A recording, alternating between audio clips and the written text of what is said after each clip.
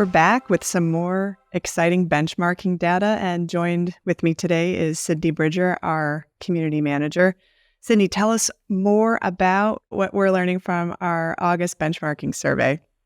Most definitely. Thank you so much for having me, Laura. Hot off the press is our August benchmarking survey on immigration program management.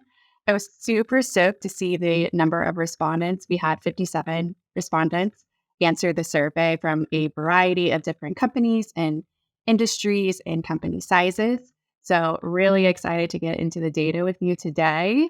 Just a few quick things about the survey. The survey was fielded from August 13th to the 30th. The average number of years we had for our immigration professionals was about 12, and the U.S. foreign national headcount on average was 414, and the median was 200, which wonderful results. Which brings me to my next point is we want this data to be valuable for you and your global mobility and immigration team, right? So the reason why we do this benchmarking table is to help you and help your program and to bring you data that you can really, bring to your leadership and have quantifiable points. So I would love for you to join our global mobility professionals, immigration professionals, to join our immigration benchmarking collective group on LinkedIn. This is a group for global mobility and immigration or HR professionals only. And it's really a group where we can talk about different ideas, what's going well in your program, what's not going well. And it allows you to have access to our benchmarking data. My goal as a community manager, like I said before, is to provide the most valuable data. So really excited to get into the survey. And I think what we were most excited about was the internal team structure of global mobility programs, because there's so many different companies, so many different company sizes. What does that look like? Are you the outlier in regards to other programs? So excited to get into it.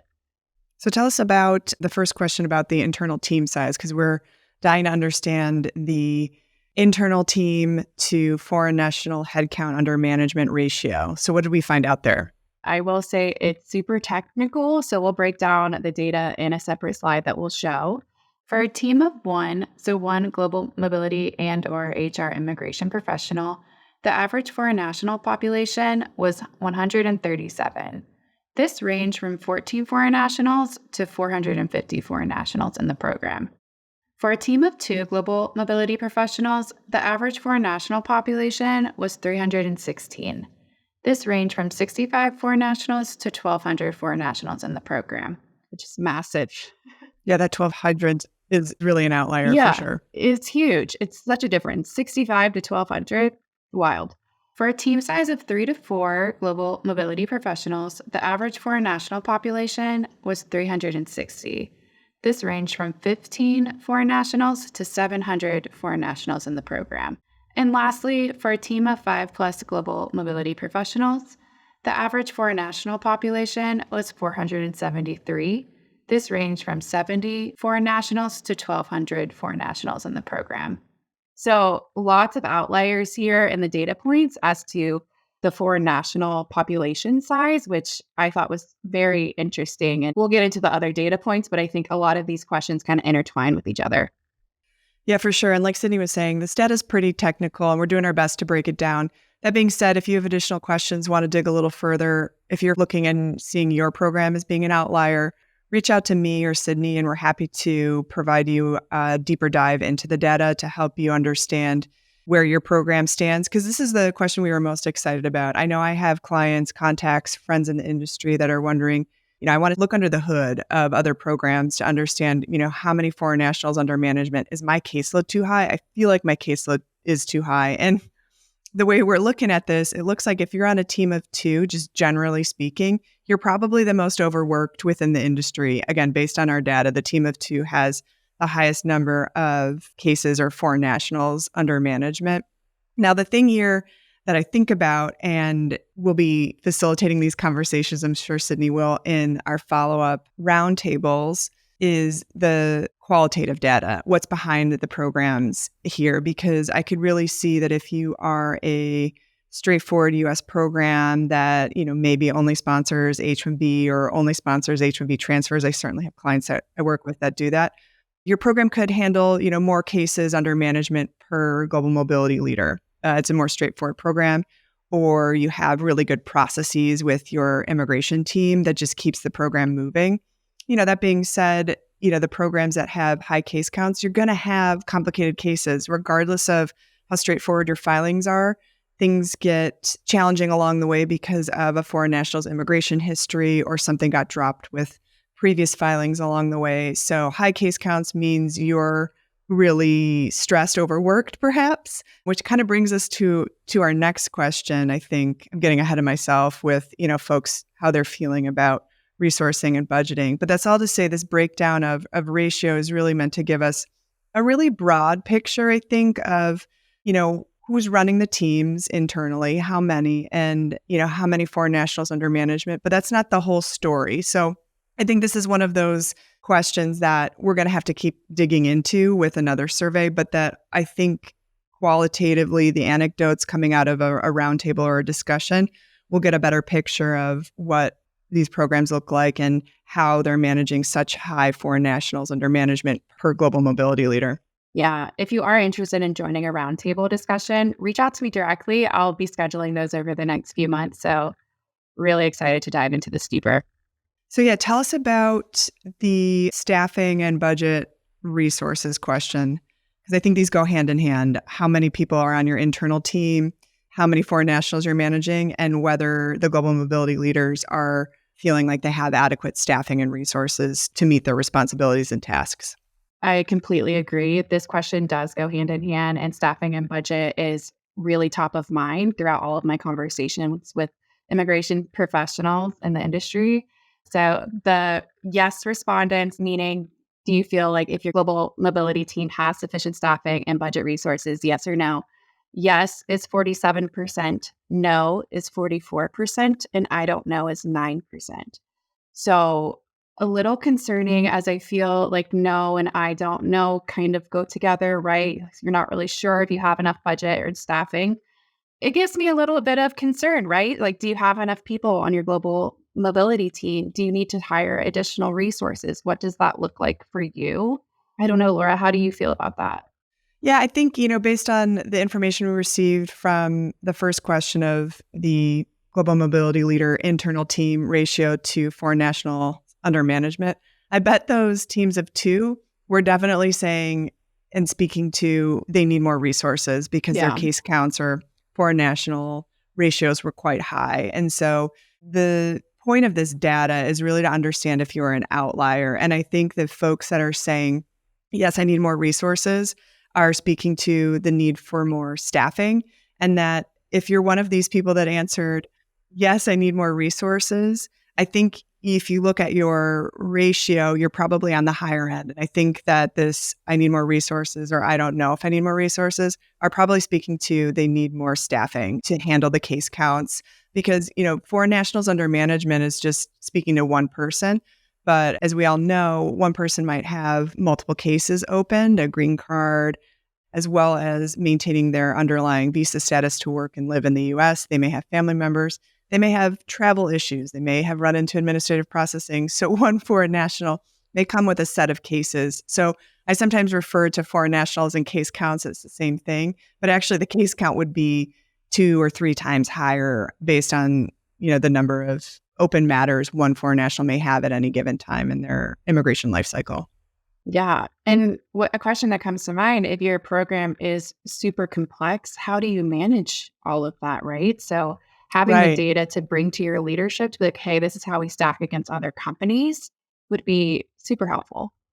Yeah, that goes into the qualitative data because, your program may have short-term assignments you're managing. You may have, I spoke to a global mobility leader that manages J1 physicians. I mean, that is an intense program to run, not to mention the expertise required. So, if you're managing a lot of different lanes within the immigration field, which many of us do, with different policies your company has baked in, that's a tremendous amount to navigate, to educate, and to partner with your immigration counsel.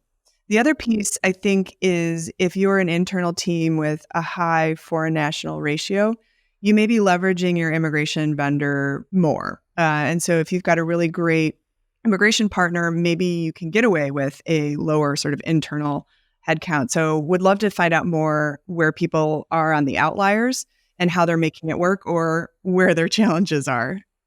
Definitely. Yeah, and some questions that we won't talk about today, but are in the survey are about, the organization, like how do you break up the management of your program? Is it by Yeah. department? Is it by processes? So if you're interested in that, we're not going to go over here today, but it's definitely contained in the survey, which you can ping me or Sydney on LinkedIn, or I know we're going to drop links to the Immigration Benchmarking Collective in our show notes. I think a question we can cover next, I think this is a good one, is have any team members left your immigration and or global mobility team in the past 12 months? So, eye-opening question for sure. The amount of folks who said yes was 32%, no, 68%.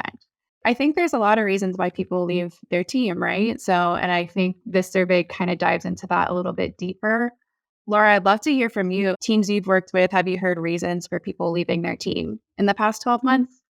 No, and I also want to cover the plan to expand team. This kind of couples with, do you need more resources? And the question was, do you plan to extend your immigration or global mobility team within the next 12 months? And the majority here, 51% said no, or I don't know, 27%. So coupled with people not departing their team the majority of the time, and then no known reason to expand the team, I'm seeing stability in teams. I'm not seeing global mobility teams expand or contract right now. And I think that speaks to sort of generally the hiring patterns we're seeing for our clients. Now, of course, I'm not an economist, but what I'm hearing from clients is that they're kind of holding until the election, not for immigration reasons, but rather for business reasons. I think one extreme anecdote that I'll share here is I spoke with a company who relies a lot on Chinese imports, and they have open requisitions that they're not filling. They've had, the need for team members since July. But if there is a new Trump administration, they would go into huge layoffs because their business is so leveraged into Chinese imports. And the Trump administration is expected, if in office, to put trade restrictions with China. So that would hugely impact their business. That being said, if a Harris administration comes into place in January 2025, they would expand. So this company is just wait and see until the election of whether they're going to expand or contrast dramatically. So that's, again, an extreme example, but I think a lot of companies are just sort of holding tight. So we're not seeing much movement in global mobility teams, which is sort of a secondary, like if teams are going to hire a lot, they of course need the HR immigration support. And so because there's sort of no movement either way, things are just sort of standing still. Right. Another example of that too from this year was USCIS increasing prices across the board. It's the uncertainty of that, which leads to the question we just talked about with budget and cost constraint. So there's a lot of uncertainty in the air, especially in regards to the election and budget and cost containment as well. For sure. Cindy, take us to our next question on clear career progression. Yeah. Clear career progression. It's one of those things everyone looks for, right? You want to be able to promote your career, grow and develop and learn and challenge yourself, right? I think that's a lot of the reason why team members will leave a global mobility or immigration program, right? If there isn't room to kind of grow and get promoted into that next position, it's tough. It's tough to stay. I understand why global mobility teams may not have that position open, or there may be a restructuring of that department. But at the end of the day, looking out for your people and having that conversation of, okay, what are your career goals? What does that look like for you? I know for me personally, I was managing a whole bunch of different processes.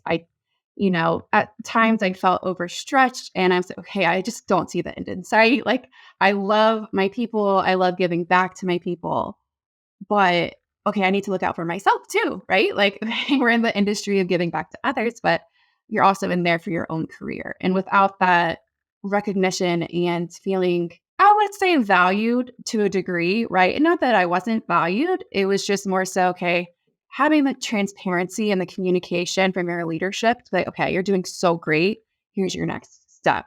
It's huge. And I think this question is eye-opening because 36% of the people said yes, they have a clear career progression. 46% said no, and then 18% said, I don't know. And no and I don't know to me go hand in hand, similar to the previous question that we talked about, but it's the uncertainty. And, someone may really love their global program and they love their immigration program, but without that next step to kind of progress their careers, it's tough. And I think I've seen that in a lot of my conversation too with immigration professionals. So, Yeah, it seems like there's a lot of room for career progression discussion, which I'm hopeful that your immigration benchmarking collective will facilitate some networking too, right. to get a sense of where people have steered their career for more challenges, for educational growth. What are some good resources to pick up if you're looking for that next step? So thanks for leading the conversation here and helping our industry peers. Yeah. I just want people to know you're not alone. I think programs do have a clear, career progression path, and that's great. But if you're uncertain, feel free to reach out to me. I'm happy to chat about my experience.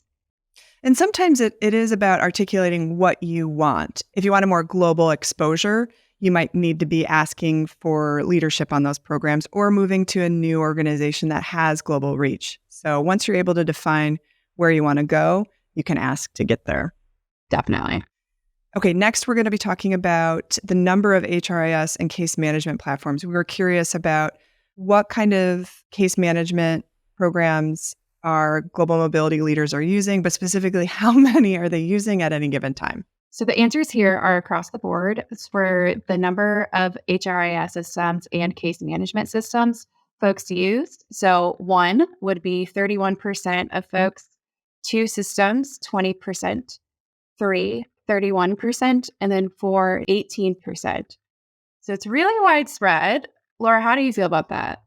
Yeah, I mean, I think the respondents that are saying they only use one system, what we saw in the sort of free form answer were they're using their internal HRIS system and they're not logging on to any vendor. The folks that use two or three, that's when they're tacking on an immigration vendor as two, a relocation vendor as three. And so what I'm really understanding here is that, there's definitely a order of operations or a priority. That folks are going to be leveraging their HRIS, and as great as these vendor platforms might be, unless they're integrated, the sense I get is not many global mobility leaders are regularly using the immigration platforms, the relocation vendor platforms. I mean, frankly, because you have to remember more passwords, there's probably manual entry. It's a lot to be logging into and to be trained on, frankly. So, I think the importance here as an immigration vendor is, we got to be looking for companies to immediately be linking into a data feed, because I think it's pretty reasonable to only expect the global mobility leaders to only want to log into one platform and to make it easy to get the data. Because if they're all day entering in their internal HRIS, the last thing they want to do is then log into another system. They forgot their password or whatever it might be. Just make it easy for them. So that's my takeaway as an immigration vendor, is sort of knowing like, okay, the priority here is HRIS, and that folks will be engaging in other platforms as the sophistication of their program grows, but it is an order of priority, I think.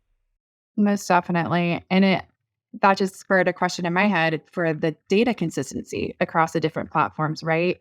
You don't want to double the work on your in-house personnel because, I don't know, just too much going on with multiple systems. So having a system being able to integrate HRIS, or I should say HRIS and case management into one, best of both worlds. Totally. I think that brings us to the next question, which is like the number of vendors. So this again kind of speaks to structure and partnership. So how many U.S. immigration vendors or law firms does your company currently work with? What's the breakdown there? Yeah, happy to break that down. So one is 69%, two, 26%, and three plus is 5%. Yeah. And so, the average program size here of our 57 respondents was around 414 foreign nationals. And so this makes sense to me with a, roughly 400 foreign national headcount under management. It would make sense that you're only working with one immigration vendor. That's not so big where you need to be splicing up based on department. The volume is sufficient for one immigration vendor to support. So that makes sense why the majority there is only using one. We do see with the mega filers that, when they have 1,000 plus foreign nationals under management, They break down the support for immigration vendors, perhaps based on business unit or, specialty visa classification of how they want to dole out based on, expertise and frankly, cost. Some themes emerged from the benchmarking survey, and we asked the respondents what currently are the three biggest priorities for your company's immigration program. And the first that came up was compliance. Many respondents emphasized the need to maintain legal compliance, particularly in relation to immigration policies, remote work, and visa processing. I think this is quickly emerging as a top concern. I'm hearing from contacts in the industry that they are looking at their immigration policies, whether it's to address, premium processing because of cost concerns or not, but they're really looking to make sure their house is in order. I've seen many companies look to do I-9 audits, which makes a ton of sense, both based on the increase of I-9 audits we're seeing come out of immigration customs enforcement. So folks are looking to do that internal audit to make sure, especially given all the changes with I-9 in the last years post-pandemic, that everything's looking right. And again, you want to be doing that internal audit before ICE comes knocking at your door. And we are seeing higher rates of I-9 audits. So I think that's why compliance is kind of surfacing as a top issue, especially in light, again, of an election. Folks just want to make sure their house is in order before there's any change in administration that may prioritize enforcement. We already are seeing that under the remaining months of the Biden administration. And depending on the election, we could see that increase one way or another. Any thoughts on the compliance theme from the conversations you're having with folks in the Immigration Benchmarking Collective, Sid? Yeah, I think it's a valid point, right, to be concerned about compliance. And for teams that aren't proactively thinking ahead, from my conversations, most teams are thinking ahead, right? We need to with the upcoming election, 2025 planning. But for the teams that aren't, I guess a question for you, Laura, how would you recommend they start thinking ahead, or what can they do? Not only I-9s, but is there anything else that teams can do proactively right now? Yeah, I think running reports to take stock in your sponsored population, one, to make sure the underlying visa statements, underlying visa petitions match their current status within the company. So we saw a lot of this more with the remote work in the COVID era where, there were mismatched, people were moving all over the place, and the H-1B petition, which is location specific, did not match the remote location they moved to during the pandemic. I think most of that has been sorted out, but doing a report of, title, location, and the immigration vendors portal or case management system to match it up against what you have in HRIS to make sure things are matching there. Because we will see more Department of Homeland Security site visits. We're seeing that uptick. And again, pending the new administration, we could see more of that as well. So proactively running a audit of your sort of immigration program generally, that would be a thing to focus on in the next months. I know you all are very busy. This is something you could assign as a project to your immigration vendor. Another thing that we see that gets messy, because it's often just sort of the last thing to figure out, is public access files. So if you have a large H-1B sponsored program, if you've been in charge of your immigration program, then you've certainly managed your public access files well. If it's something that you've recently come into, there was a changeover on your team, this would be something I would look at immediately as well. Public access files are, subject also to audit, or it's a complaint-driven process. So it's not something that you're actively looking at every day, but when there is an issue, that's when someone complains and you could get fined for a lack of maintenance there. So again, working with your immigration vendor, if they don't, they should be able to run a report for you to make sure you have all that public access files in place, purge ones you don't need. That's a really easy thing to have your immigration vendor support. So those would be sort of the two things.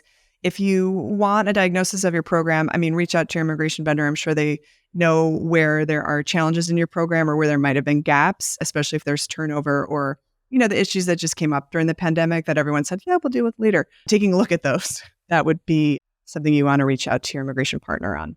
Oh, it's super helpful. And to your first point, Laura, I know there were a few instances from my time working in-house where a new address would pop up when we're filing their perm application, like, oh my gosh, this person isn't based in Boston anymore. They're actually in California. How did we miss this? So working with your immigration vendor to get ahead of that is so important, and it will save you headache down the road, of Yeah, course. for sure. It'll save money, but Yeah. in the compliance theme, it will make your Yeah, program compliant. most definitely. The other theme that came up was cost control and budget management. Obviously, no surprise here, given the increase in filing fees we saw in Q2 of this year. Even if your program was vigilant about cost projection in the beginning of the year, that would have been blown up because of the change in filing fees. And the increases were quite significant. So we had to reforecast for a lot of our clients. And this is, of course, making budgets really aware and making some tough calls on certain benefits like premium processing for the end of the year because they, planned with their CFO, they planned with their finance at the beginning of the year, only to have that all blown up with new filing fees. So this is top of mind for a lot of our clients and continues to be. I think, at least coming into 2025, we'll know where the election stands. We'll have some insights into whether there'll be program fee increases, things like that. Of course, you can't predict these things to the T, but we should have more reliable 2025 budget projections, which I think will, for better or for worse, alleviate some of the stress of the unknown of program expenditures for 2025. No, it's great. That's my hopeful Yeah, feedback we can there. only hope for.